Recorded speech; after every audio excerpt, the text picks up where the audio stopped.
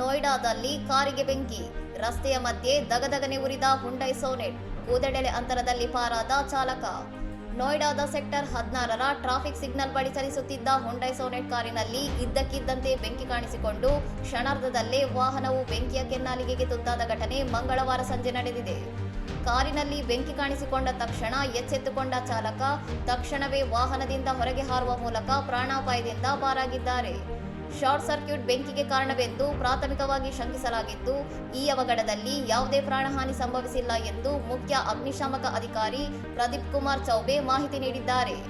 Sector 18ರಿಂದ ನಯಾಬನ್ಸ್ ಕಡೆಗೆ ಹೋಗುತ್ತಿದ್ದಾಗ ಈ ಘಟನೆ ನಡೆದಿದ್ದು, ವಿಷಯ ತಿಳಿಯುತ್ತಿದ್ದಂತೆ ಅಗ್ನಿಶಾಮಕ ಠಾಣೆ ಹಂತ 1ರಿಂದ ಸಿಬ್ಬಂದಿ ಸ್ಥಳಕ್ಕೆ ಧಾವಿಸಿದ್ದಾರೆ.